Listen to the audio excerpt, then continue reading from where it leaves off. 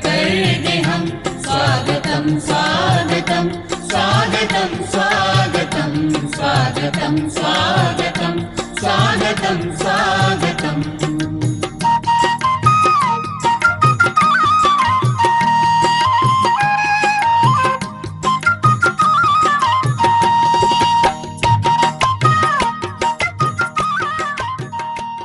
Voter pension की बात करेगा वही देश पर राज करेगा। वोटर पेंशन लागू करो वरना कुर्सी खाली करो। वोटर पेंशन लागू करो वरना कुर्सी खाली करो। मशीन मजदूरी सब में बांटो अमीर गरीब की खाई बांटो। मशीन मजदूरी सब में बांटो अमीर गरीब की खाई बांटो। जब हम ईश्वर से प्रार्थना करते हैं, आंखें बंद कर लेते हैं और कई लोग जागृत अवस्था में समाधि लगाते हैं, तो आप सब लोग जागृत अवस्था में बैठिए। हमारी तरफ से ईश्वर ने हमारी प्रार्थना स्वीकार कर ली और भरत दादी जी को साधन बनाया है हमारी गरीबी को दूर करने का। मैं चाहूंगा जब वो उठ करके इस लाउड स्पीकर तक पहुंचे और अपने विचारों को प्रस्तुत करें, इतनी जोर की तालियां बजें कि मंच थर्रा उठे। श्री भरत गांधी, आइए मैं आपको आमंत्रित करता हूं। भरत गांधी जिंदाबाद।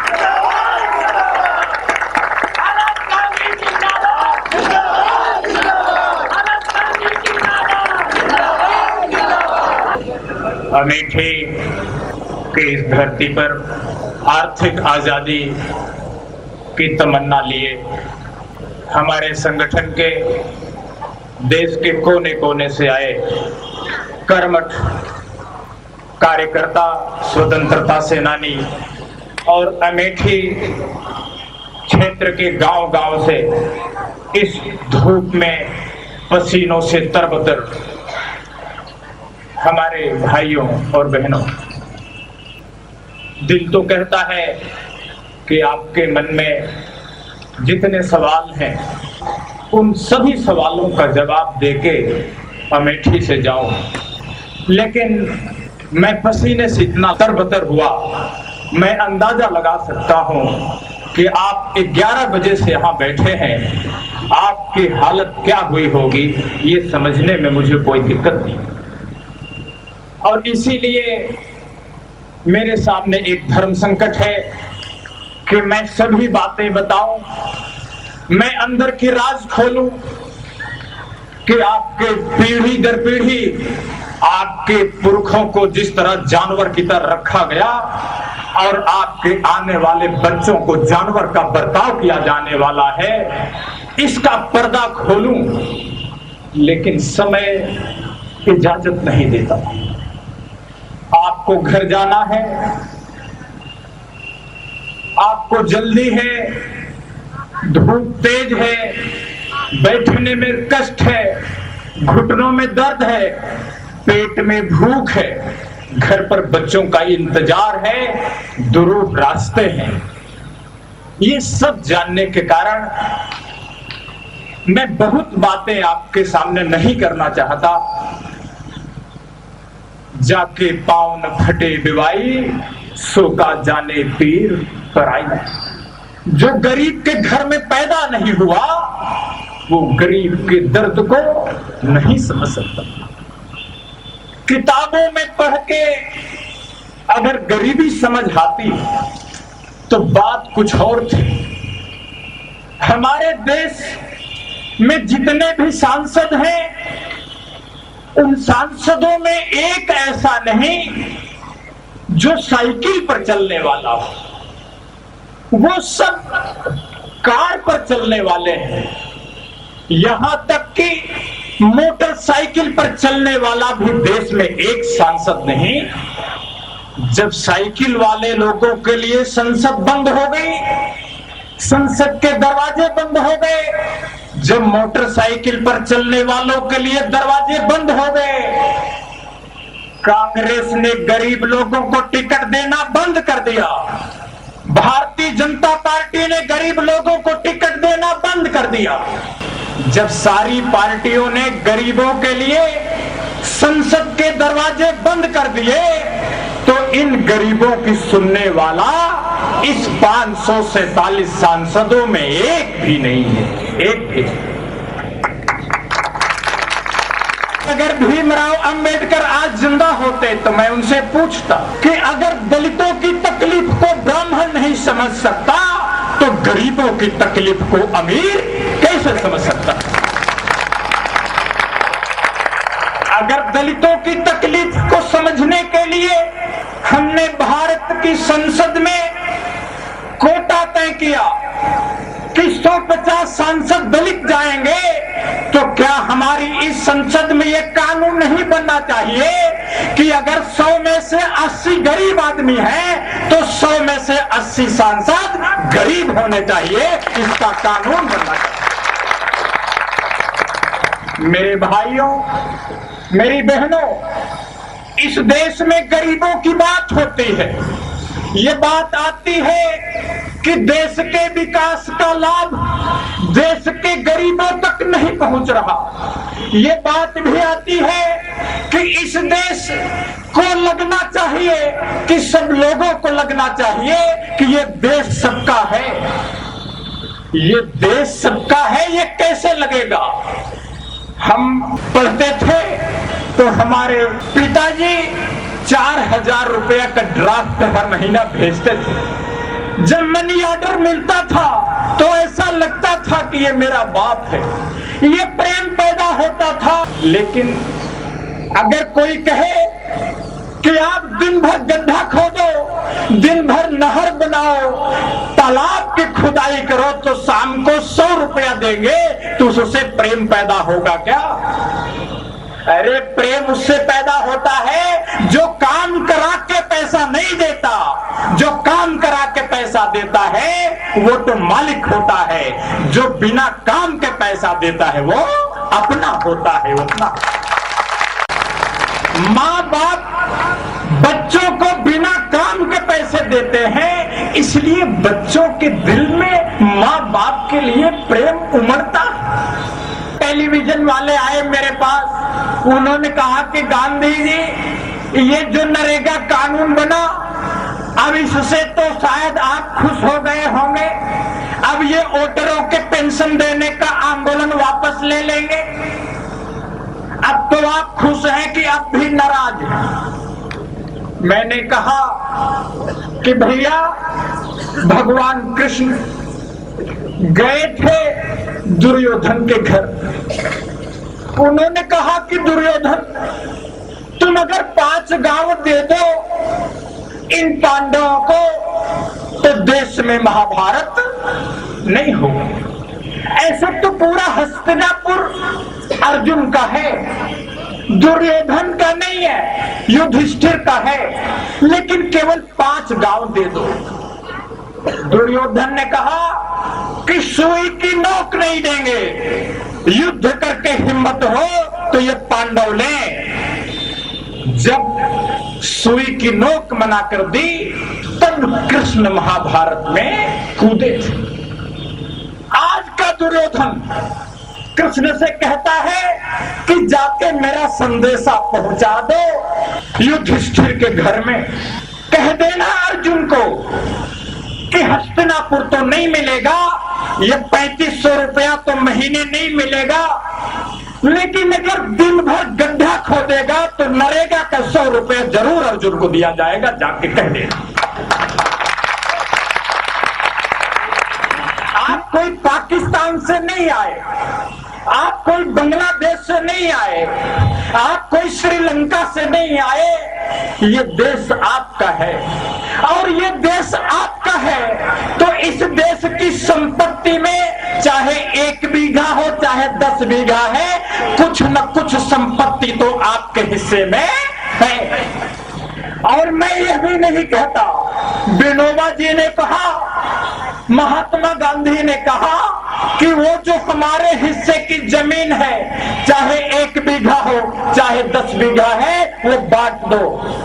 लेकिन महात्मा गांधी से थोड़ा आगे बढ़कर भरत गांधी ने संसद में यह प्रस्ताव रखा कि अगर टाटा बिरला मेरी जमीन जोत रहे हो तो जोते, लेकिन वो हमारी जमीन का जो किराया बनता है, बटाई है, वो वोटर पेंशन के रूप में हर महीना दे। वो कहते हैं कि ये सारे लोग काम करना बंद कर देंगे जब 2,500 रुपए मिलेगा। मैं एक बात कहता हूं कि जिनको बैंकों से लाखों रुपया हर महीना ब्याज मिल रहा है, उन्होंने काम करना बंद कर दिया क्या? अगर वोटरों को पेंशन देने से ये काम करना बंद कर देंगे तो एक कानून बना दिया जाए कि अमीर लोगों को बैंक से कोई पैसा नहीं मिलेगा ब्याज, क्योंकि वो भी काम करना बंद कर देंगे। धीरू भाई अंबानी इस देश में 15 साल में 75,000 करोड़ रुपया कमाए। जानते हैं ये पैसा कितना होता है? 1.5 लाख मारुति कार खरीदी जा सकती है इतने पैसे में। 15 साल में कोई आदमी इतना पैसा कमाएगा तो वह ईमानदार होगा कि बेईमान होगा? केवल बेईमान आदमी 15 साल में इतना पैसा कमा सकता है, चाहे वो ऑडिटर की रिपोर्ट सही हो या गलत हो, चाहे वो नेता हो चाहे व्यापारी हो। 15 साल में 1.5 लाख मारुति कार का पैसा कमाया नहीं जा सकता। और जब वो मरे तो उनके दोनों बेटों को 1.5 लाख मारुति कार का पैसा ये विरासत कानून से तहसील में अमल दरामद करा के दिया गया। हम पूछना चाहते हैं कि उनके बेटों की परीक्षा हुई कि ये हरामखोरी में 75,000 करोड़ रुपया जब दे रहे थे तो कहीं वो काम करना बंद कर दिए? तो जब अमीरों को पैसा मिलता है तो कहते हैं वो काम करते रहेंगे, लेकिन जब गरीबों को पैसे की बात आती है तो कहते हैं कि इनको काम करा के तब पैसा दो। मैं एक बात कहता हूं कि इस देश में एक भी आदमी ऐसा नहीं होना चाहिए जिसको रोटी के लिए काम करना पड़े। मैं इसे एक नया ब्राह्मण धर्म मानता हूं। पहले ब्राह्मणों को खर्चा समाज उठाता था, मैं ये कहता हूं कि हर इंसान अब ब्राह्मण बन सकता है। अब इन सारे ब्राह्मणों का खर्चा समाज नहीं सरकार उठाएगी। ये 1750 रुपया हमें बिना काम किए चाहिए, और जो हम काम करेंगे वो हमारे ऊपर की आमदनी हो। ये लड़ाई इसलिए जो बिना काम के पैसा पैदा हो रहा है उस फ्री के पैसे में बटाईदारी करने का, हिस्सेदारी करने का ये आंदोलन है। मैं आपको इस आंदोलन में शामिल करने के लिए अमेठी में आया। मैं ये चाहता हूं कि रोटी के लिए काम करने की जो कानूनी शर्त है वो समाप्त किया जाए, और जो लोग बड़े बड़ी कोठी, बंगले, कार चाहते हैं अब काम वो लोग करेंगे, और जो केवल रोटी खा के जिंदा रहना चाहते हैं उनको हम काम से मुक्त कराएंगे। आपने बैनामा कराया होगा। जब तहसील में बैनामा कराने जाइए तो एक 5 रुपया का कागज, ये 5 रुपए के कागज को कहते हैं बैनामा का पैसा बना 5 लाख। ये 5 लाख रुपया क्यों लेती है सरकार? कभी आपने सोचा? इसी तहसील में पूछिए, 5 रुपए का कागज का 5 लाख रुपया तहसीलदार और एसडीएम क्यों लेता है? जानते हैं? इसलिए कि आप लोगों ने वोट दिया, एमपी एमएलए बनाया, और इन एमपी एमएलए ने जिनसे वोट लिया उनकी नस काट के कानून बना दिया। दिल्ली जा कानून क्या बनाया? कानून ये बनाया कि जो आदमी रजिस्ट्री कराएगा, बैनामा करा के अमीर बनेगा, ये सरकार के नेता, अफसर और ये अदालतों के जज उनसे दलाली मांगे। ये 5 लाख रुपया दलाली है कि मेरे कानून से, मेरे मुहर से आज तू 10 बीघा का मालिक बन रहा है तो 5 लाख रुपया निकाल, ये कागज का पैसा है, निकाल। मैं आप लोगों को ये बताने आया हूं कि ये जो तहसीलदार, ये जो एसडीएम को पावर है कि 5 रुपए के कागज का 5 लाख रुपया वसूलता है, तो ये कानून अगर आप लोग वोट दे के एमपी ना बनाते तो ये कानून संसद में बनता क्या? नहीं बनता। और जब ये कानून न बनता तो इन अधिकारियों को, जजों को और नेताओं को दलाली मांगने का मौका मिलता क्या? ये कहते हैं तुम कानून से अमीर बन रहे हो तो लाओ कमीशन, और कमीशन के कहते हैं बैनामा का पैसा।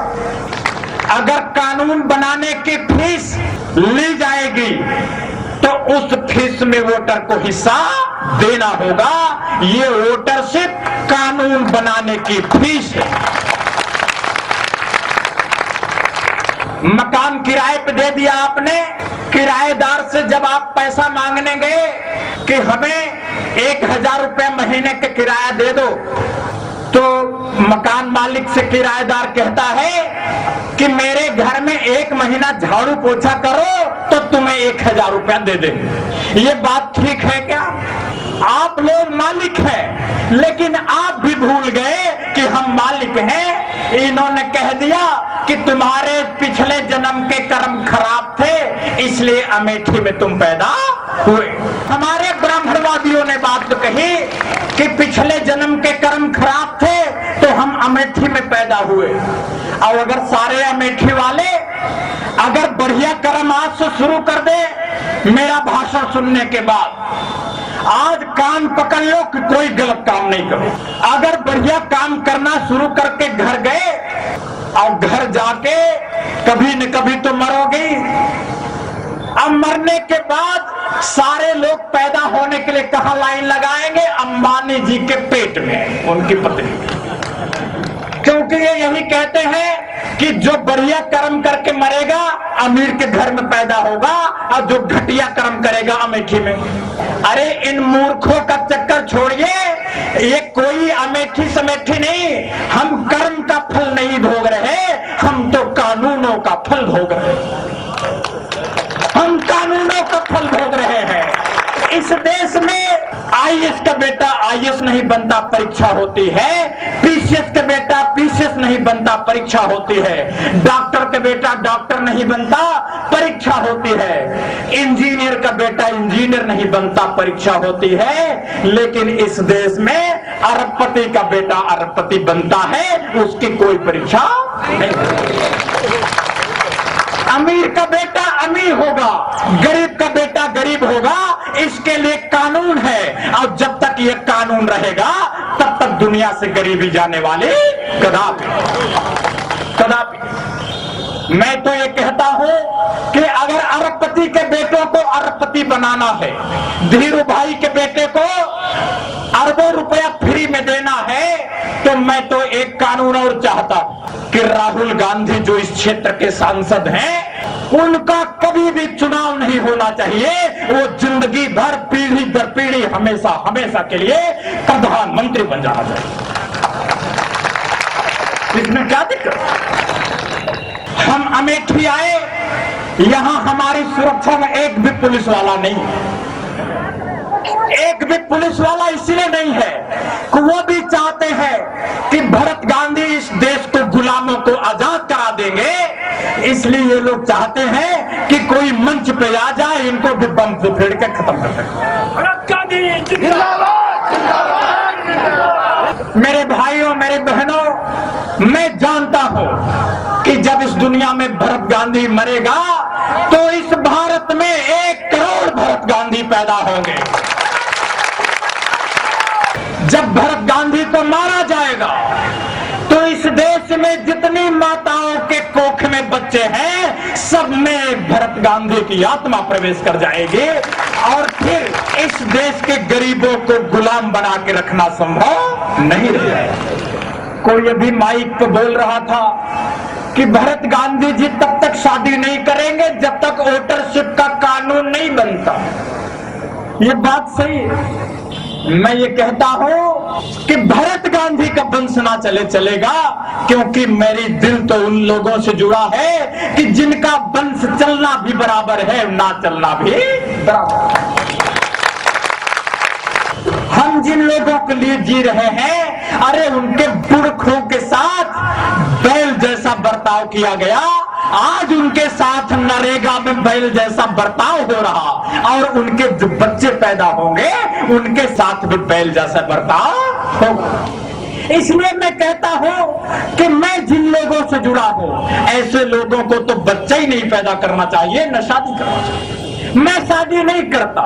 मैंने तय किया है, जब तक इस देश में गरीबों को गुलाम बना के रखा जाएगा और केवल काम करा के पैसा दिया जाएगा, इनका जो संपत्ति का किराया है, वोटरशिप का पैसा नहीं दिया जाएगा, तब तक मैं वाकई शादी विवाह करने वाला।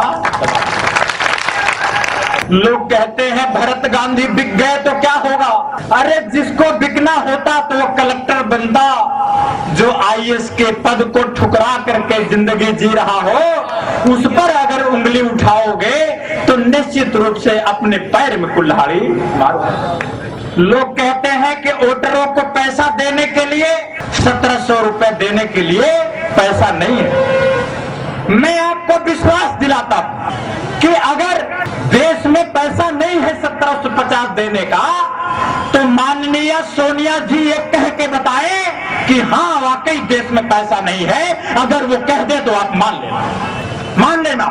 लेकिन ये जो आपके गांव के टुटपुजिए नेता हैं, एक टुटपुजिए नेता ये चाहते हैं कि उनकी चलती रहे लेकिन पड़ोसी की ना चले, इसलिए वोटर पेंशन के खिलाफत करते हैं और आपको बहकाते हैं, बरगलाते हैं कि देश में पैसा नहीं है। अरे भैया, तुम दिल्ली गए थे, खजाना झांक के आए थे क्या कि पैसा नहीं खजाने कि अमेठी से पता चल गया?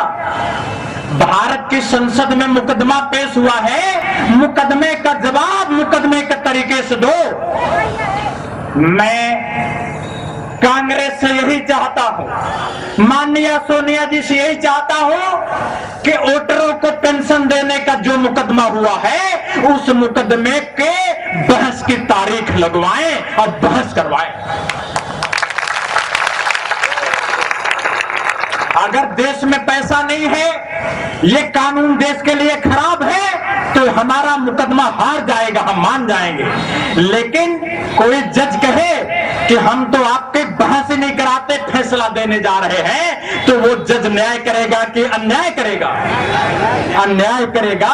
और ऐसा ही अन्याय जब भारत की संसद ने मेरे साथ किया, तब मैं संसद से बड़ी ताकत समझ करके अमेठी आप लोगों से मिलने आया। केवल अमेठी जिला के इस लोकसभा के लोग इकट्ठे हो जाएं, ये ठान लें कि अगर वोटरशिप पर संसद में बहस ना हुई तो हम लोग भीष्म की तरह दुर्योधन से नहीं चिपके रहेंगे, हम भी दुर्योधन के खिलाफ धनुष उठा लेंगे। जिस दिन आपने ये ठान लिया, उस दिन केवल अमेठी की किस्मत नहीं जगेगी, ये पूरे देश के गरीबों की गुलामी खत्म हो जाएगी। आप में इतनी बड़ी ताकत है, आप में इतनी बड़ी ताकत है जिसका अंदाजा आपको खुद भी नहीं। अमेठी के लोग चाहें तो इस देश नहीं दुनिया की तकदीर बदल सकते हैं। इस दुनिया में हक को लड़के लिया जाता है। मैं आप में लड़ने का जज्बा पैदा करना चाहता हूं। अगर मैं वोटर पेंशन के लिए अपनी जिंदगी को खूंटी पर टांग सकता हूं, तो क्या आप इतना नहीं कर सकते कि कम से कम महीने भर में 4 दिन 5 दिन इसी आंदोलन के लिए दे दीजिए? क्या इतना नहीं कर सकते? एसडीएम साहब ने कहा कि भरत गांधी को जेल में ठोक दूंगा। अब मैं कहूंगा एसडीएम साहब, पूरा अमेठी 14 तारीख को रेल को भर के जाम करके ले जाएगा। औकात हो तो उनको पकड़ के दिखाना, पकड़ के दिखाना। हमारा देश है, हमारी रेल है, देश के मालिक हम हैं और सरकार पर 1700 महीने का बकाया हमारा पैसा है। तो तो 4 रुपये का टिकट के लिए तुम हमें पकड़ोगे? लोग कहते हैं इतना पैसा आएगा कहां से? जैसे गरीबी रेखा बने उसी तरह देश में अमीरी रेखा बनाई जाए। अब 50 करोड़ के ऊपर जो लोग हैं उनकी सारी संपत्ति पर टैक्स लगा के इन वोटरों को पैसा देने का हम प्रस्ताव संसद में पेश किए। हम वोटर पेंशन का पैसा अमीरों से लेना चाहते हैं, गरीबों को देना चाहते हैं। विकास में आम आदमी की भागीदारी के लिए वोटरशिप से बेहतर कोई उपाय नहीं है। ये वोटरशिप कानून बनाने की फीस है। ये वोटरशिप वोटरों का देश की संपत्ति में किराया है। ये वोटरशिप मशीनों की मेहनत से जो पैसा पैदा हो रहा है, मशीनों की मजदूरी में वोटर का हिस्सा है। ये वोटरशिप लोकतंत्र चलाने की फीस है, जिस पर एसडीएम साहब कहते हैं कि भरत गांधी को गिरफ्तार करेंगे।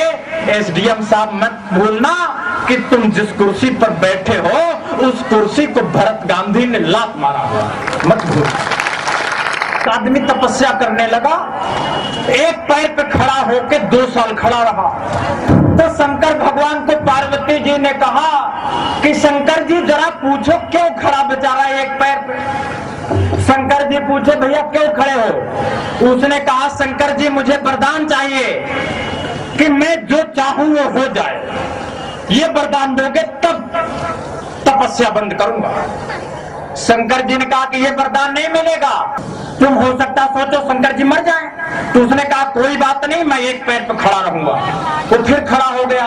फिर 2 साल बाद औरत का दिल जल्दी पसीज जाता है कि शंकर जी देखो बेचारा 4 साल से खड़ा, उसकी बात मान लो, क्या कर लेगा? तुम भगवान हो, वो इंसान है, मान ली शंकर जी ने। उन्होंने शंख दिया कि ये शंख बजाओगे पू करके तो जो मांगोगे मिलेगा। वो घर जाके शंख बजाया पू करके कि मुझे एक हवेली खड़ी हो जाए। अब शंकर जी ने वरदान दिया था कि तुम हवेली एक मांगोगे तो तेरे पड़ोसी के 2 हवेली खड़ी हो जाएगी। अब उसने एक हवेली मांगा, पड़ोसी के 2 हवेली खड़ी हो गई। उसने कहा कि तपस्या तो की मैंने, और हवेली खड़ी हो गई पड़ोसी की, वो भी एक नहीं 2। उसने कहा कि शंकर भगवान कि मेरी एक टांग तोड़ दो। अब जब उसकी एक टांग टूटी तो पड़ोसी के दोनों टांग टूट गए। इसके बाद बोलता है कि शंकर भगवान, फिर शंख बजाता है। वो कहता मेरी एक आंख फोड़ दो, फिर पड़ोसी के दोनों आंख स्वाहा। इसके बाद कहता है भगवान जी मेरे महल के सामने 2 बड़े बड़े कुएं खोद दो। इसके बाद उसका पड़ोसी उसी कुएं में गिरता है और मर जाता है। ये आपके पड़ोस में भी, आपके रिश्तेदारी में भी कोई ऐसा आदमी होगा जरूर जो कहेगा कि अगर वोटर पेंशन उसे मिलती तब तो बात ठीक थी, लेकिन पड़ोसी को भी मिलेगी तो कहेगा नहीं मिलने नहीं चाहिए। वो आपको भड़काएगा। एक खून होता है, डॉक्टर से जाके पूछना, वो खून होता है एबी। वो एबी खून अगर किसी को चढ़ जाए तो मर जाता है, लेकिन वो सबका खून पी जाता है। ये सबका खून पीने वाले लोग हमारे रिश्तेदार हैं, नातेदार हैं, दोस्त हैं, हमारे पड़ोसी हैं, हो सकता हमारे गांव का प्रधान। और ये जो लोग हैं, ये जो दूसरे का दुख देख के खुशी होते हैं, ये वोटर पेंशन की बात कभी नहीं मानेंगे। ये तो आपको लड़ाई अपने बल पर लड़नी पड़ेगी, अपने बल पर लड़नी पड़ेगी। लोग कहते हैं कि लोग निकम्मे हो जाएंगे। अरे भैया, 100 में से 3 आदमी न कभी काम किए, न करेंगे और न कर रहे। ये 100 में 3 आदमी, गांव के 30 आदमी, ये कभी काम नहीं करते। इन 3 आदमी की सजा 97 आदमी को क्यों मिलना चाहिए?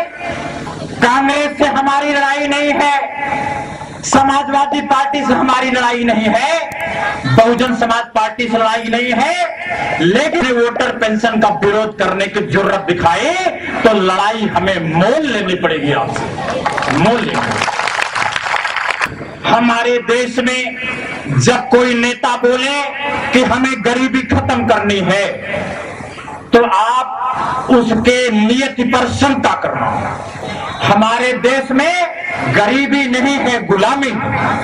आज ये समय आ गया है कि हम गुलामी और गरीबी का फर्क करें। एक घर में जो बैल रहता है वो गरीब नहीं होता, वो गुलाम होता। अगर घर में आटा है, गेहूं है, लेकिन बैल को भूसा मिलता, ये बैल गुलाम है, गरीब नहीं है। हमें गरीबी और गुलामी का अंतर समझ में आ गया।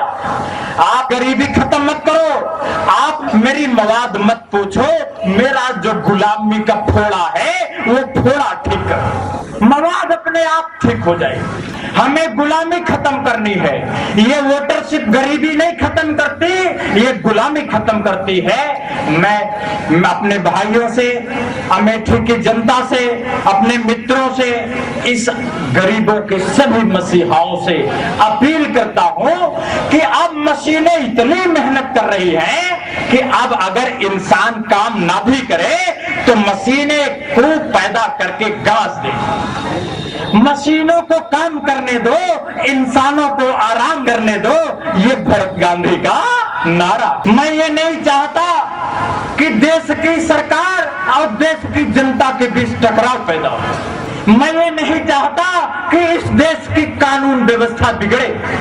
लेकिन अगर सरकार 1.5 लाख किसानों की हत्या करेगी तो फिर हम लोग भी ज्यादा देर अपना धैर्य रखने वाले नहीं। ये धैर्य ज्यादा ना रखा जा सकेगा। जय अमेठी, जय सुल्तानपुर, जय उत्तर प्रदेश, जय भारत, जय जगत।